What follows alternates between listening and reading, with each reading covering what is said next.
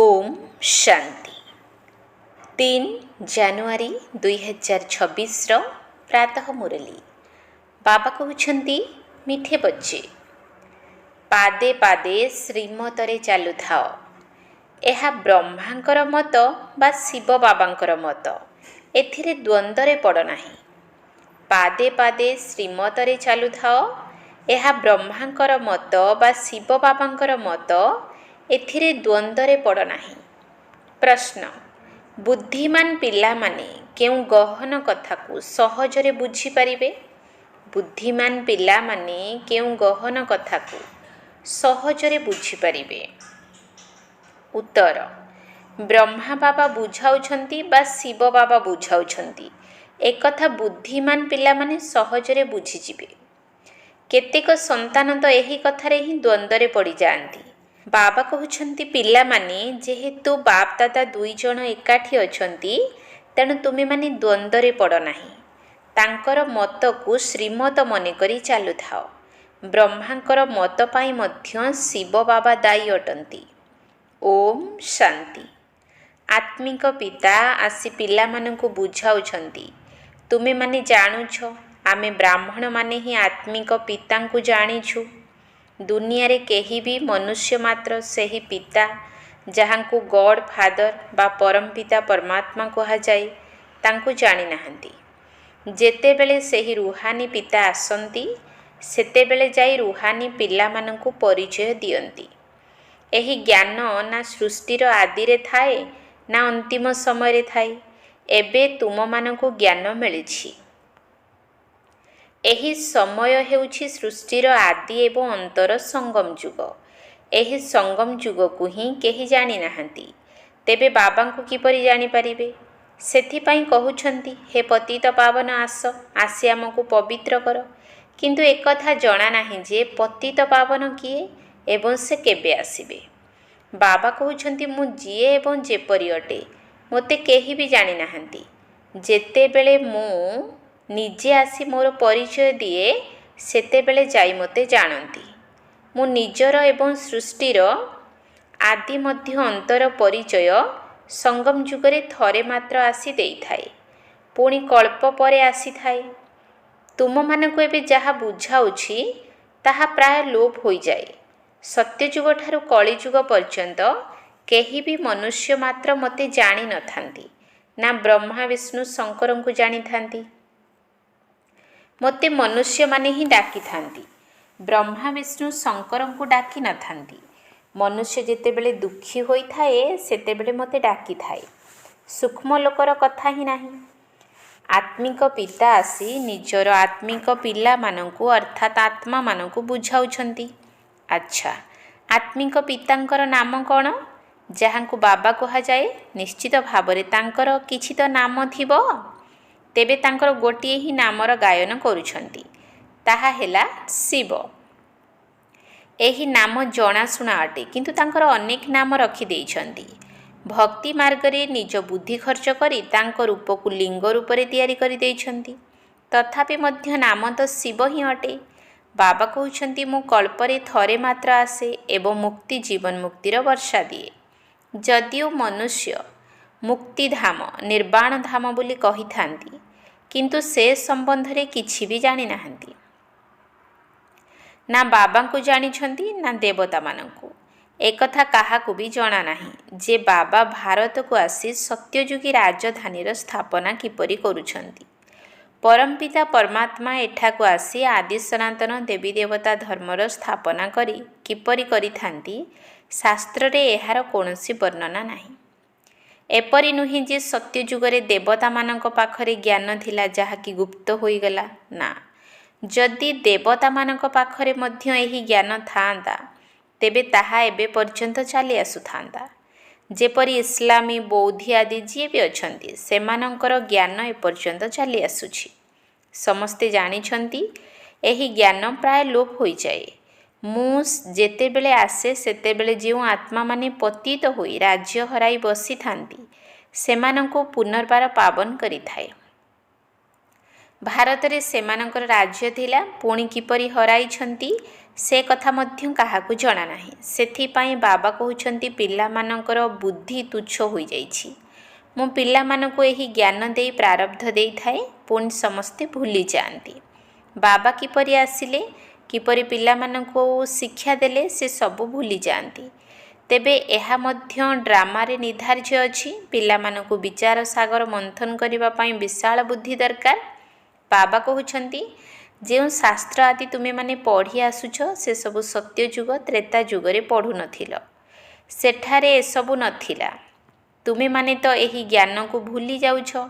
ତେବେ ପୁଣି ଗୀତା ପ୍ରଭୃତି ଶାସ୍ତ୍ର ସବୁ କେଉଁଠୁ ଆସିଲା? ଯେଉଁମାନେ ଗୀତା ଜ୍ଞାନ ଶୁଣି ଏହିଭଳି ପଦ ପାଇଥିଲେ, ଯଦି ସେହିମାନେ ହିଁ ଜାଣିନାହାନ୍ତି, ତେବେ ଅନ୍ୟମାନେ ପୁଣି କିପରି ଜାଣିବେ? ଦେବତାମାନେ ମଧ୍ୟ ଜାଣିପାରିବେ ନାହିଁ ଯେ ଆମେମାନେ ମନୁଷ୍ୟରୁ ଦେବତା କିପରି ହେଲୁ। ଏହାପରେ ପୁରୁଷାର୍ଥର ପାଠ ଶେଷ ହୋଇଯିବ, ପ୍ରାରବ୍ଧର ସମୟ ଆରମ୍ଭ ହୋଇଯିବ। ତେଣୁ ସେଠାରେ ଏହି ଜ୍ଞାନ କେଉଁଠୁ ଆସିବ? ବାବା ବୁଝାଉଛନ୍ତି ଏହି ଜ୍ଞାନ ତୁମମାନଙ୍କୁ କଳ୍ପ ପୂର୍ବ ଭଳି ପୁନର୍ବାର ମିଳୁଛି। ବାବା ରାଜଯୋଗର ଶିକ୍ଷା ଦେଇ ପ୍ରାରବ୍ଧ ପ୍ରାପ୍ତ କରାଉଛନ୍ତି। ସେଠାରେ ତ କାହାର ଦୁର୍ଗତି ହୋଇନଥାଏ। ତେଣୁ ଜ୍ଞାନର କଥା ମଧ୍ୟ ଉଠିପାରିବ ନାହିଁ। ଏହି ଜ୍ଞାନ ହେଉଛି ହିଁ ସଦ୍ଗତି ପାଇବା ପାଇଁ। ତାହା ତ ଏକମାତ୍ର ବାବା ହିଁ ଦେଇଥାନ୍ତି। ସଦ୍ଗତି ଏବଂ ଦୁର୍ଗତି ଅକ୍ଷର ଏହିଠାରୁ ହିଁ ବାହାରିଛି। କେବଳ ଭାରତବାସୀ ହିଁ ସଦ୍ଗତି ପାଇଥାନ୍ତି।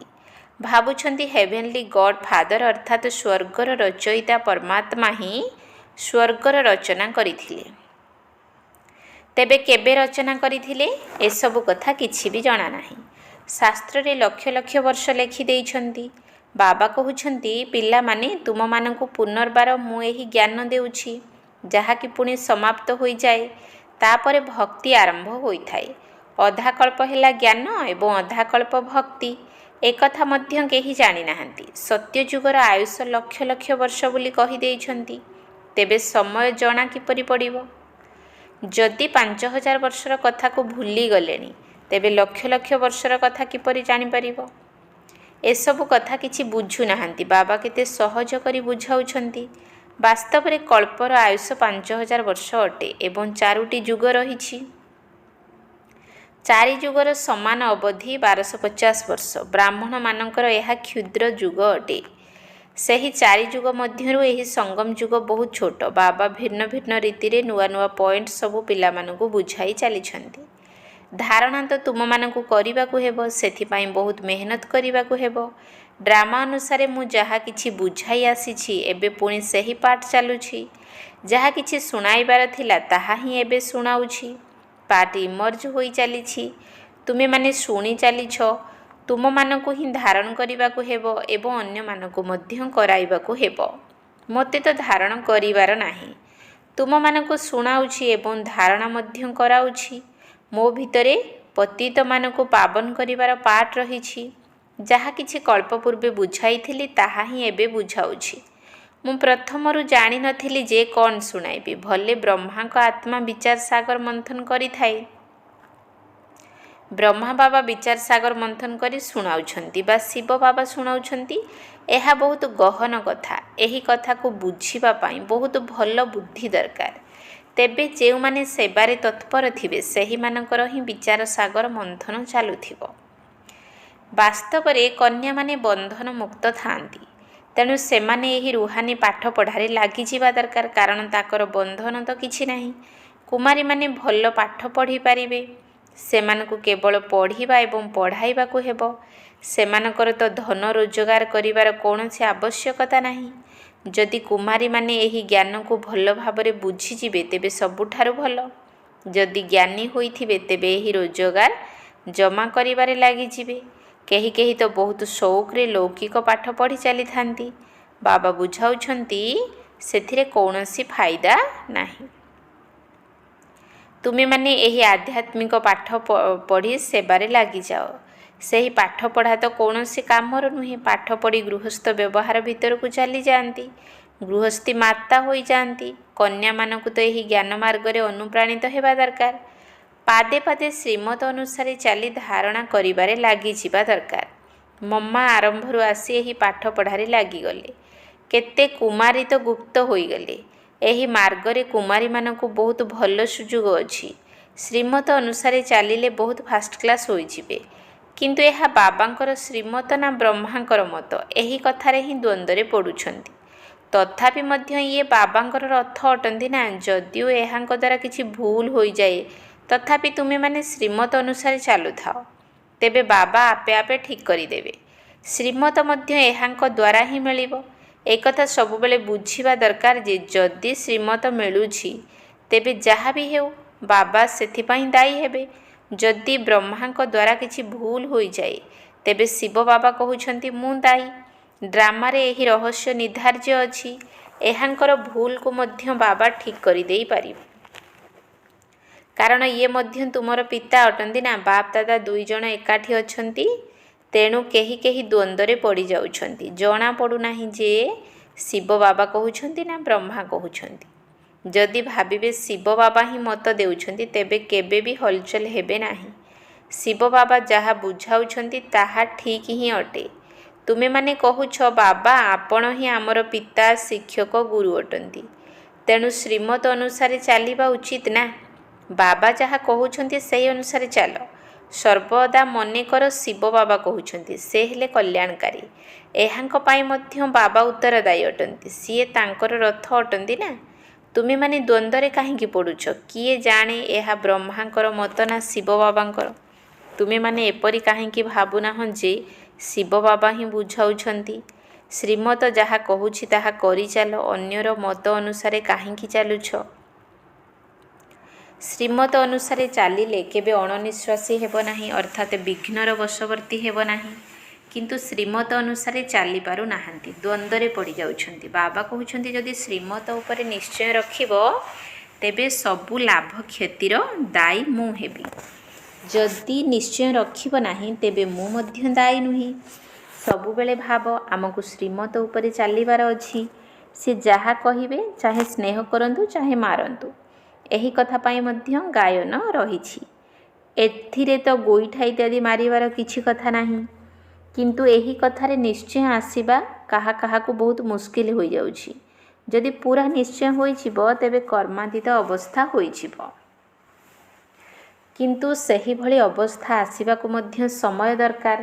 ତାହା ଶେଷ ସମୟରେ ହେବ। ସେଥିପାଇଁ ଅଟଳ ନିଶ୍ଚୟ ଦରକାର। ଶିବ ବାବାଙ୍କ ଦ୍ୱାରା ତ କେବେ ବି କୌଣସି ଭୁଲ ହୋଇପାରିବ ନାହିଁ। ଏହାଙ୍କ ଦ୍ୱାରା ହୋଇପାରେ। ଏମାନେ ଦୁଇ ଜଣ ଏକାଠି ଅଛନ୍ତି, କିନ୍ତୁ ତୁମମାନଙ୍କୁ ନିଶ୍ଚୟ ମଧ୍ୟ ରଖିବାକୁ ହେବ। ଆମମାନଙ୍କୁ ଶିବ ବାବା ବୁଝାଉଛନ୍ତି, ତେଣୁ ତାକୁ ମାନି ଚାଲିବାକୁ ହେବ। ତେଣୁ ବାବାଙ୍କର ଶ୍ରୀମତ ମନେକରି ଚାଲୁଥାଅ, ତେବେ ଓଲଟା କଥା ମଧ୍ୟ ସିଧା ଅର୍ଥାତ୍ ଭୁଲ ମଧ୍ୟ ଠିକ୍ ହୋଇଯିବ। କେଉଁଠି କେଉଁଠି ଭୁଲ ବୁଝାମଣା ମଧ୍ୟ ହୋଇଯାଉଛି। ଶିବ ବାବା ଏବଂ ବ୍ରହ୍ମା ବାବାଙ୍କର ମୁରଲୀକୁ ମଧ୍ୟ ବହୁତ ଭଲ ଭାବରେ ବୁଝିବାକୁ ହେବ। ଶିବ ବାବା କୁହନ୍ତୁ ବା ବ୍ରହ୍ମା କୁହନ୍ତୁ, ଏମିତି ନୁହେଁ ଯେ ବ୍ରହ୍ମା ବାବା କିଛି ବି କହୁନାହାନ୍ତି, କିନ୍ତୁ ବାବା ବୁଝାଉଛନ୍ତି। ଆଚ୍ଛା, ତୁମେମାନେ ଭାବ ଯେ ଏହି ବ୍ରହ୍ମା କିଛି ଜାଣି ନାହାନ୍ତି, ଶିବ ବାବା ହିଁ ସବୁ କିଛି ଶୁଣାଉଛନ୍ତି। ଶିବ ବାବାଙ୍କ ରଥକୁ ସ୍ନାନ କରାଉଛି, ଶିବ ବାବାଙ୍କର ରୋଷେଇ ଘରେ ସେବା କରୁଛି। ଏହି କଥା ସ୍ମୃତିରେ ରହିଲେ ମଧ୍ୟ ବହୁତ ଭଲ। ଯଦି ଶିବ ବାବାଙ୍କ ସ୍ମୃତିରେ ରହି କିଛି ବି କରିବ, ତେବେ ଅନେକଙ୍କ ଠାରୁ ତୀବ୍ର ବେଗରେ ଆଗକୁ ଯାଇପାରିବ। ମୁଖ୍ୟ କଥା ହେଲା ଶିବ ବାବାଙ୍କ ସହିତ ଯୋଗ ଲଗାଇବା। ପ୍ରଥମ କଥା ହେଲା ଅଲଫ ଅର୍ଥାତ୍ ବାବା ଏବଂ ବେ ଅର୍ଥାତ୍ ବର୍ଷା। ବାକି ହେଲା ବିସ୍ତାରର କଥା। ବାବା ଯାହା କିଛି ବୁଝାଉଛନ୍ତି ତାହା ଉପରେ ଧ୍ୟାନ ଦେବାକୁ ହେବ। ବାବା ହିଁ ପତିତ ପାବନ ଜ୍ଞାନର ସାଗର ଅଟନ୍ତି ନା। ସିଏ ହିଁ ଏଠାକୁ ଆସି ପତିତ ଶୂଦ୍ରମାନଙ୍କୁ ବ୍ରାହ୍ମଣ କରୁଛନ୍ତି। ବ୍ରାହ୍ମଣମାନଙ୍କୁ ହିଁ ପବିତ୍ର କରୁଛନ୍ତି, ଶୂଦ୍ରଙ୍କୁ ପାବନ କରୁନାହାନ୍ତି। ଏହି ସବୁ କଥା କୌଣସି ଭାଗବତ ଇତ୍ୟାଦିରେ ନାହିଁ। କିଛି କିଛି କଥା ଅଛି। ମନୁଷ୍ୟମାନଙ୍କୁ ତ ଏକଥା ମଧ୍ୟ ଜଣା ନାହିଁ ଯେ ରାଧାକୃଷ୍ଣ ହିଁ ଲକ୍ଷ୍ମୀ ନାରାୟଣ ହେଉଛନ୍ତି। ଏହି କଥାରେ ମଧ୍ୟ ଦ୍ୱନ୍ଦ୍ୱରେ ପଡ଼ିଯାଉଛନ୍ତି। ଦେବତାମାନେ ତ ସୂର୍ଯ୍ୟବଂଶୀ ଚନ୍ଦ୍ରବଂଶୀ ଅଟନ୍ତି। ଲକ୍ଷ୍ମୀ ନାରାୟଣଙ୍କର କୂଳ ଏବଂ ସୀତାରାମଙ୍କର କୂଳ। ବାବା କହୁଛନ୍ତି ଭାରତବାସୀ ମିଠା ସନ୍ତାନମାନେ ମନେ ପକାଅ। ଏକଥା ତ ଲକ୍ଷ ଲକ୍ଷ ବର୍ଷର ନୁହେଁ। ଏହା ତ କାଲିର କଥା। ମୁଁ ତୁମମାନଙ୍କୁ ରାଜ୍ୟ ଦେଇଥିଲି, କେତେ ପ୍ରଚୁର ଧନ ଦୌଲତ ଦେଇଥିଲି, ସାରା ବିଶ୍ୱର ମାଲିକ କରିଥିଲି। ସେତେବେଳେ ଆଉ କୌଣସି ରାଷ୍ଟ୍ର ନଥିଲା। ପୁଣି ତୁମର କ'ଣ ହେଲା? ବିଦ୍ୱାନ, ଆଚାର୍ଯ୍ୟ, ପଣ୍ଡିତ କେହି ବି ଏହି ସବୁ କଥାକୁ ଜାଣିନାହାନ୍ତି। ବାବା କହୁଛନ୍ତି, ଆରେ ଭାରତବାସୀମାନେ, ତୁମକୁ ରାଜ୍ୟ ଭାଗ୍ୟ ଦେଇଥିଲି ନା? ତୁମେମାନେ ମଧ୍ୟ କହିବ, ଶିବ ବାବା କହୁଛନ୍ତି, ତୁମକୁ ଏତେ ସବୁ ଧନ ଦେଇଥିଲି, ସେସବୁ କେଉଁଠି ହରାଇଲ? ବାବାଙ୍କର ବର୍ଷା କେତେ ଜବରଦସ୍ତ ଅଟେ। ପିତା ହିଁ ପଚାରିଥାନ୍ତି ନା, ଅଥବା ପିତା ଦେହ ତ୍ୟାଗ କଲା ପରେ ମିତ୍ର ସମ୍ବନ୍ଧୀମାନେ ପଚାରିଥାନ୍ତି, ତୁମର ପିତା ତୁମକୁ ଏତେ ଟଙ୍କା ପଇସା ଦେଇ ଯାଇଥିଲେ, ସେସବୁ କେଉଁଠି ହରାଇଲ? ଇଏ ତ ହେଲେ ବେହଦ୍ର ପିତା। ବାବା ତ କଉଡ଼ିରୁ ହୀରା କରିଥିଲେ, ଏବେ ରାଜ୍ୟ ଭାଗ୍ୟ ଦେଇଥିଲେ, ତେବେ ସେହି ଧନ ସବୁ କୁଆଡ଼େ ଗଲା? ତୁମେ କ'ଣ ଜବାବ ଦେବ? ଏକଥା କାହାର ବୁଦ୍ଧିରେ ମଧ୍ୟ ଆସୁନାହିଁ। ତୁମେମାନେ ଜାଣୁଛ ଯେ ବାବା ଠିକ୍ କଥା ପଚାରୁଛନ୍ତି। ଏତେ କାଙ୍ଗାଳ କିପରି ହେଲ? ପ୍ରଥମେ ସବୁ କିଛି ସତୋପ୍ରଧାନ ଥିଲା, ପୁଣି ଯେତେବେଳେ କଳା କମି କମି ଗଲା, ସେତେବେଳେ ସବୁ କିଛି କମି କମି ଗଲା। ସତ୍ୟଯୁଗରେ ତ ସତୋପ୍ରଧାନ ଥିଲ, ଲକ୍ଷ୍ମୀ ନାରାୟଣଙ୍କର ରାଜ୍ୟ ଥିଲା। ରାଧାକୃଷ୍ଣଙ୍କ ଠାରୁ ଲକ୍ଷ୍ମୀ ନାରାୟଣଙ୍କର ନାମ ଅଧିକ ବିଖ୍ୟାତ। ତାଙ୍କର ଗ୍ଲାନି କେହି କରିନାହାନ୍ତି, ଆଉ ସମସ୍ତଙ୍କ ପାଇଁ ନିନ୍ଦାର କଥା ଲେଖିଛନ୍ତି। ଲକ୍ଷ୍ମୀ ନାରାୟଣଙ୍କର ରାଜ୍ୟରେ କୌଣସି ଦୈତ୍ୟ ଆଦି ଥିବାର କହୁନାହାନ୍ତି। ତେବେ ଏହିସବୁ କଥାକୁ ବୁଝିବା ଦରକାର। ବାବା ଜ୍ଞାନ ଧନରେ ତୁମମାନଙ୍କ ଝୁଲାମୁଣିକୁ ଭରୁଛନ୍ତି। ବାବା କହୁଛନ୍ତି, ପିଲାମାନେ ଏହି ମାୟା ଠାରୁ ସାବଧାନ ରୁହ। ଆଚ୍ଛା, ମିଠା ମିଠା ଶିଖିଲ ଧେ ସନ୍ତାନମାନଙ୍କ ପ୍ରତି ମାତା ପିତା ବାପଦାଦାଙ୍କର ମଧୁର ସ୍ନେହ ସମ୍ପନ୍ନ ଶୁଭେଚ୍ଛା ଏବଂ ସୁପ୍ରଭାତ।